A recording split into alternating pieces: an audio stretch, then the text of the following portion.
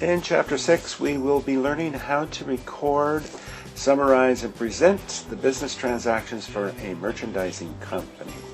Now, we're going to do that over 3 videos. To this point in your study, we have only talked about service companies. Now, service company provides a service, and therefore it recognizes revenue when it provides a service, and it matches against revenue the expenses incurred in providing that service to give us the net income.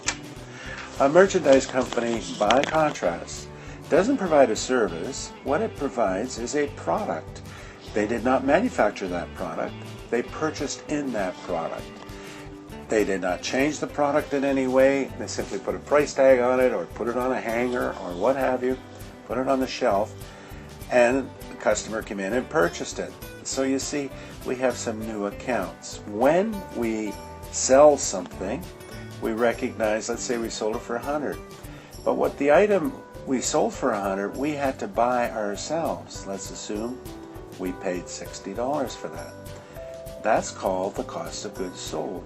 The difference, 40, is called my gross profit or my gross margin.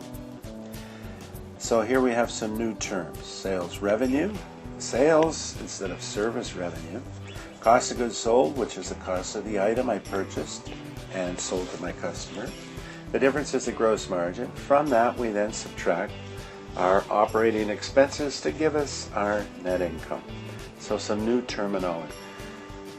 Now, how do we record these transactions? Well, looking at how we record the sale of a merchandise, when a sale is made for cash, the company simply debits cash, because cash count went up, and credits the revenue account. Now, sometimes we just use the term sales, but that is our revenue account, so we credit revenue. If we made the sale to a customer on account, that means the customer has an account with us, well, we simply debit accounts receivable and credit sales.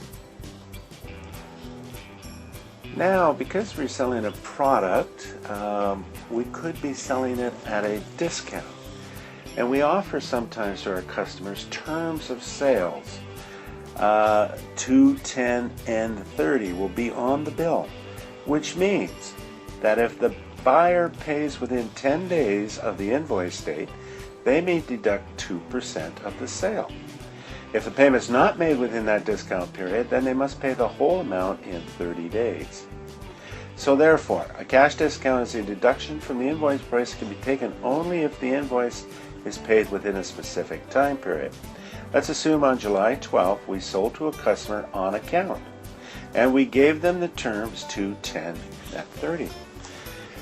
All right, debit accounts receivable 2,000, credit sales 2,000, just as we've done before. Terms there. Now, before 10 days are up, the customer pays. Well, the customer cancels the accounts receivable by paying. So we credit accounts receivable. But they didn't pay us $2,000 in cash. They took a $40 discount.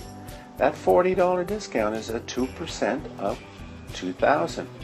So the journal entry then would be the cash we did receive, debit $1,960, debit sales discount, and credit sales. Now the sales discount is what's called a contra revenue account.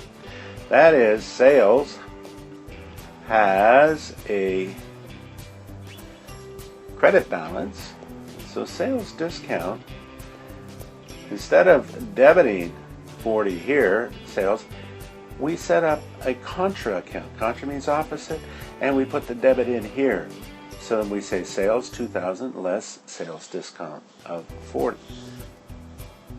Okay, unlike a service company where the company provides a service, you can't return the service or get an allowance for it. But a merchandise company, the customer can return the goods and or wants a allowance.